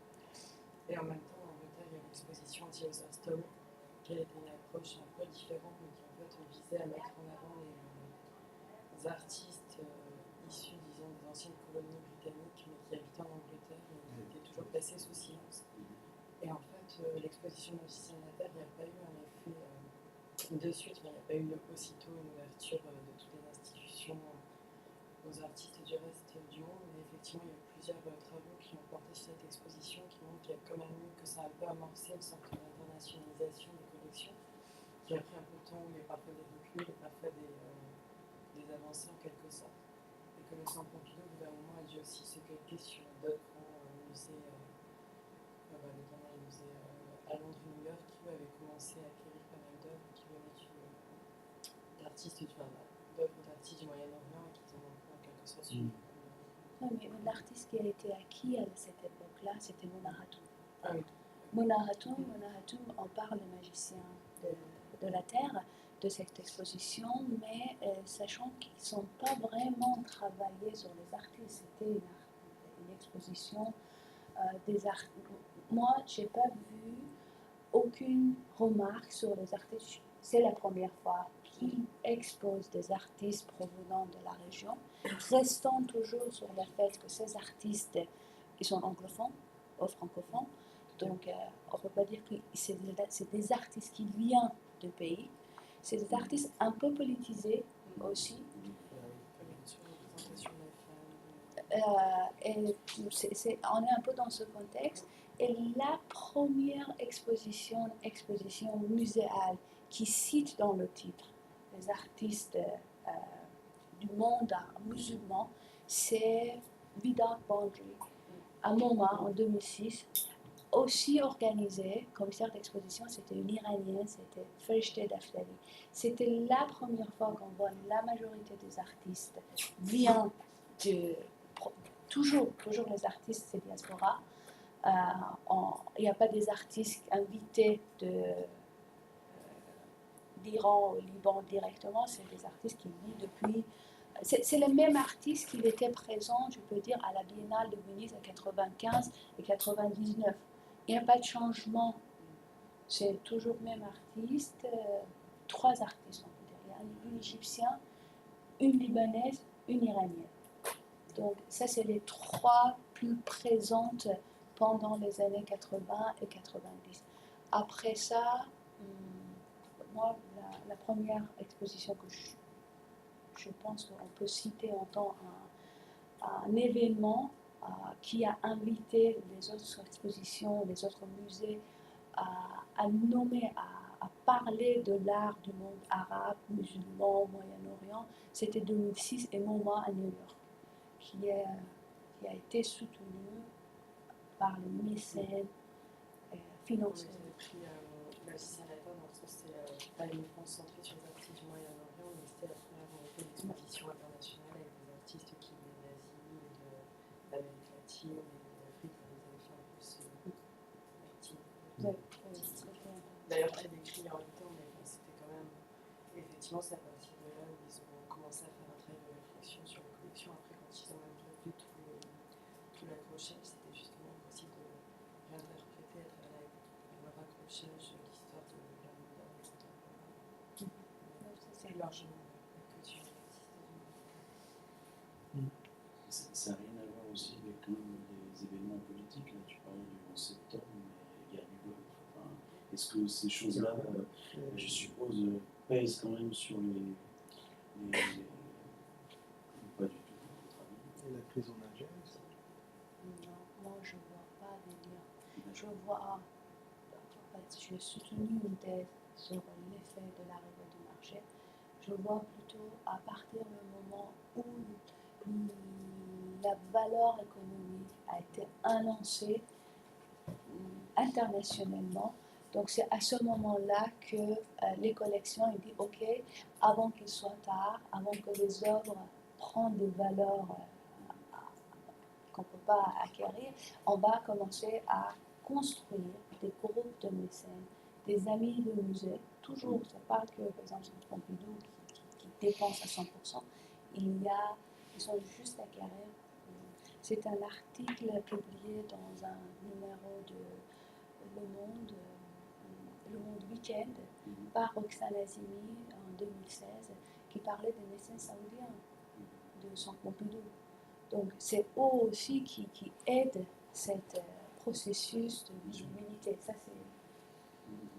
moi, pendant la guerre d'Iran ou pendant la guerre civile du Liban, je ne vois aucune activité internationale à l'extérieur. J'ai fait une étude sur toutes les expositions organisées sur les internationales. Il y en a quasiment que les deux à Londres, initiés à Londres par les diasporas.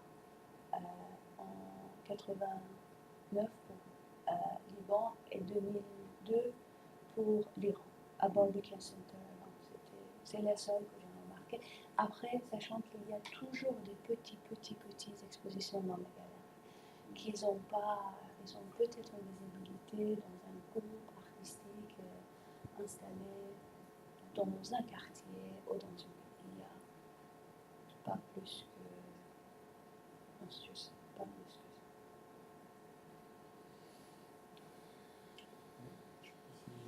Je voulais juste, enfin, comme on parle de marché, à un moment tu as parlé d'école, tu as parlé de presse, de critique.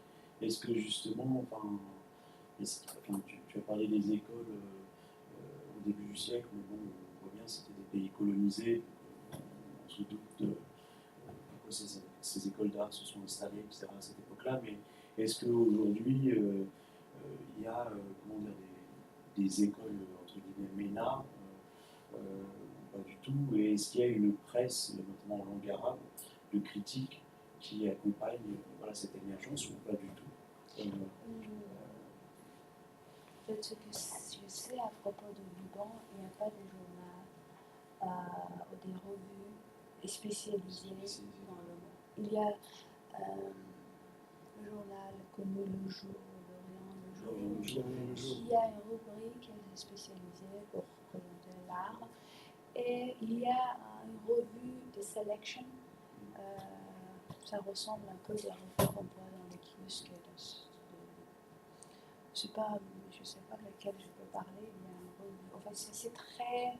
Il n'y a pas de production d'articles. Il n'y a pas de critiques. Il y a plutôt des traductions des articles qui étaient publiés à l'extérieur. Dans le cas de l'Iran, je pense que Alice Bombardier va mieux apporter sur la question de revues, mais dans le cas de l'Iran, avant la révolution 79, il y avait 2-3 revues qui sont commencées à publier, toujours par les artistes. Il n'y a pas de critiques d'art. Il y a des artistes qui prennent l'initiative d'écrire. Et dans l'heure actuelle, à Dubaï, il y a il y a 2-3 revues, Practice, je sais le nom. Ils sont Ils en ont- anglais, quoi. Ils sont Ils sont Ouais. 100% en Ils anglais. sont pas très critiques, quoi. C'est souvent. Pardon. Ils sont pas très critiques, enfin, c'est plus souvent plutôt la description. Quand je restais d'accord, mais c'est là où Mhm. mes amis artistes américains me disaient souvent que c'est une des raisons pour lesquelles la scène artistique, c'est pas une sorte où il y a plein de artistes, ils ont aucun regard critique en fait. C'est toujours- Donc, par exemple, dans le cas de Canvas, on peut même trouver à Lima, moi j'ai trouvé la nationalité des galeristes et le nom des directeurs de galeries dans les pages de Red Carpet. Je peux dire que de Red Carpet des événements artistiques. Parce que c'est comme un peu, on est à Hollywood, tout le monde est femme bien habillée, tout nu, donc bien maquillée, l'espace très très luxe. C'est là qu'on peut rencontrer les collectionneurs, c'est les dîners, les vernissages, le prestige. C'est là qu'on peut juste repérer les personnages de la scène. Donc, mais la scène, dans un autre entretien, une galeriste m'a bien précisé qu'à Dubaï, on a un peu un problème pour nous localiser, pour trouver un espace, parce que ils sont partis dans une zone industrielle à l'extérieur, un peu excentrée de centre-ville, parce qu'ils ont dit que ici, les gens, ils aiment prendre leur grosse voiture et porter leur talent et descendre et ne pas marcher sur la terre, en fait, et descendre tout de suite. Donc ça ne change pas beaucoup d'être, par exemple, aux Champs-Élysées ou à Bobigny. Parce que de toute façon, ou ils vont prendre leur voiture, ils vont descendre à l'entrée, ou ils vont venir avec leur chauffeur. Donc, c'est pas.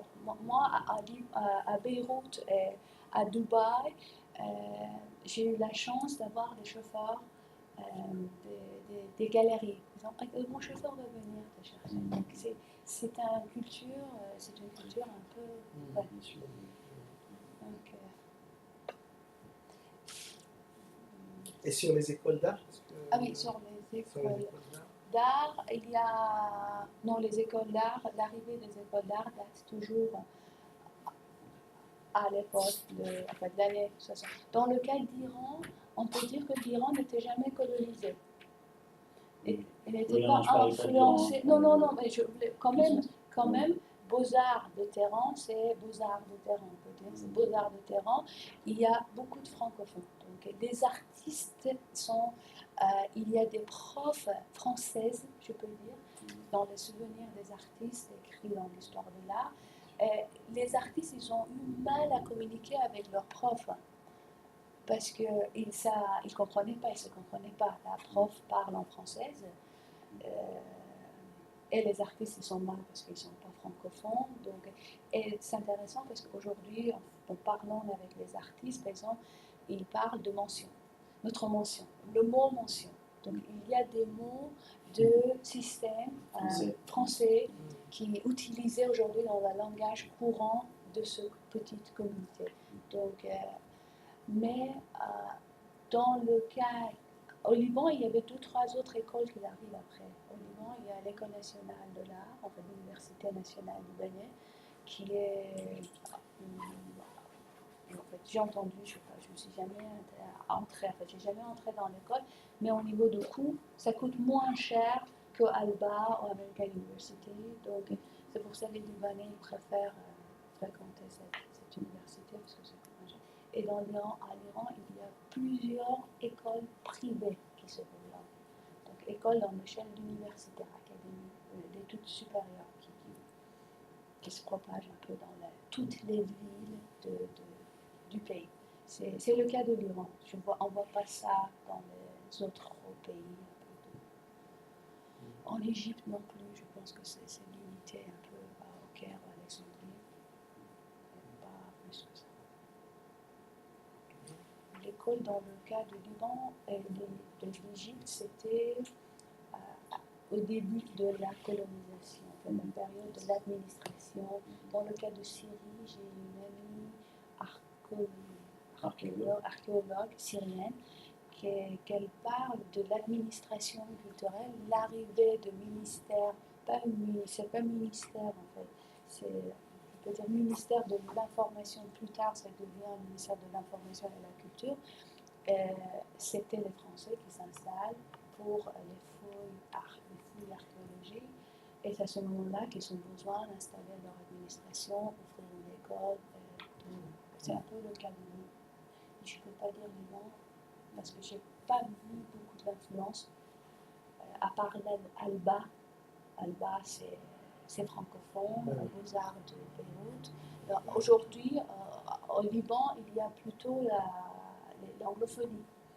Donc la langue française est devenue un signe de bourgeoisie, de gens culturels, cultivés. C'est pas actualité, mais à l'époque c'était lié à la présence de la France au Liban et en Syrie. Mais par rapport à l'école à Beyrouth, c'est plutôt une école qui est orientée plutôt des arts visuels, enfin audiovisuels, même, je pense.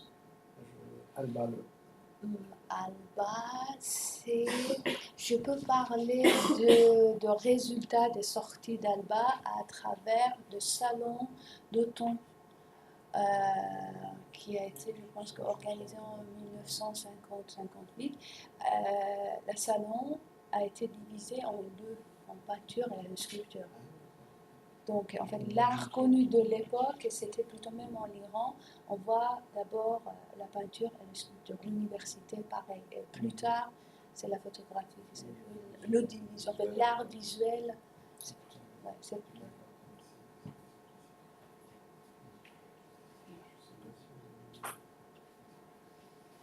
Zara Une question en fait.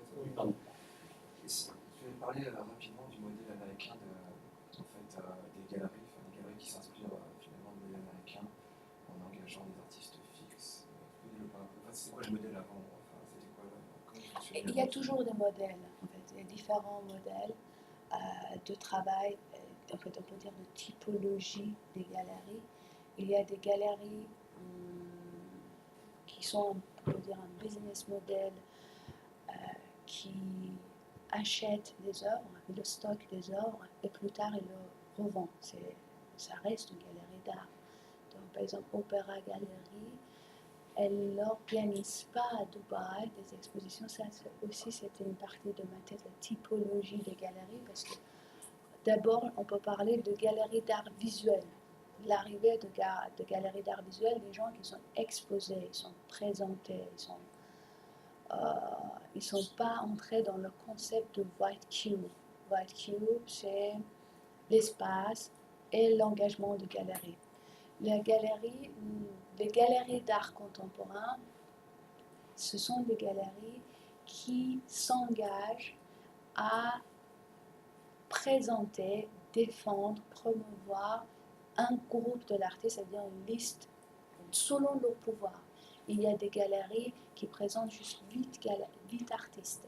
Pour moi, c'est plus une petite galerie avec 100 succursales.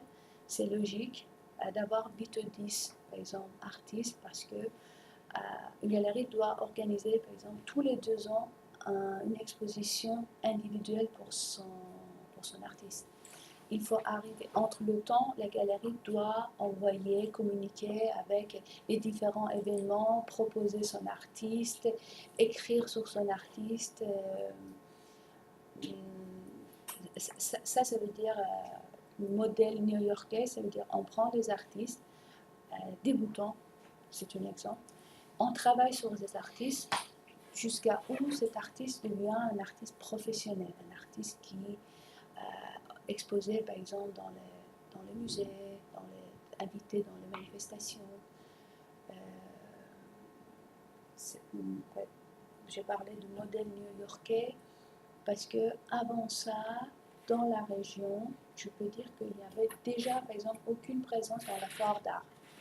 Foire d'art, je ne sais pas, vous connaissez un peu la logique ou non, c'est la galerie participe avec une ou deux artistes. C'est-à-dire, dans la plupart des cas, il a le droit de juste présenter un projet artistique ou un seul artiste.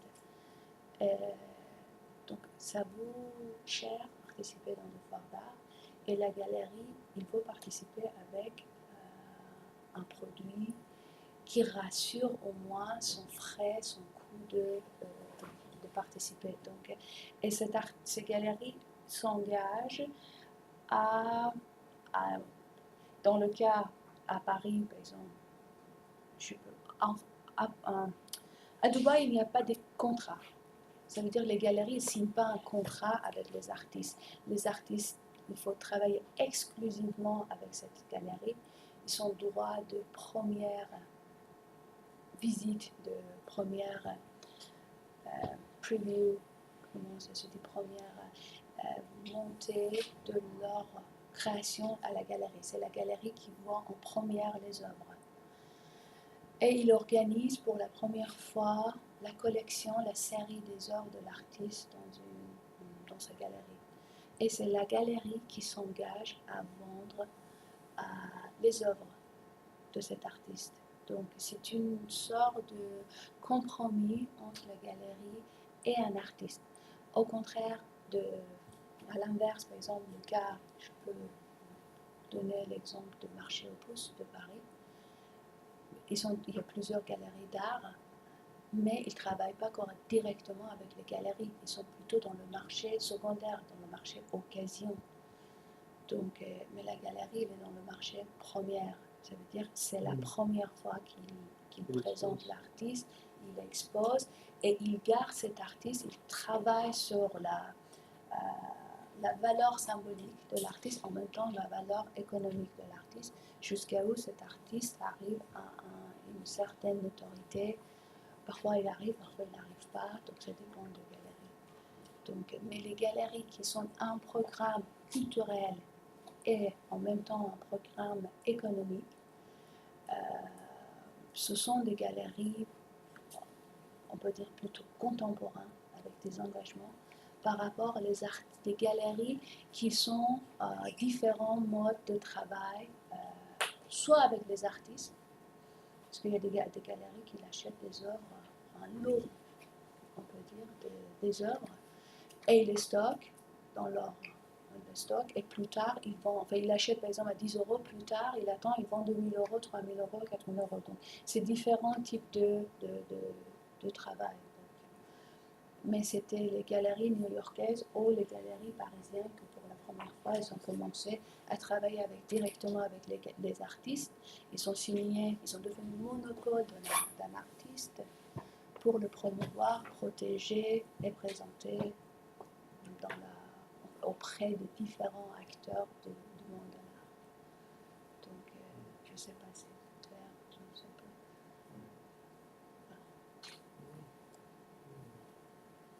Merci Sarah.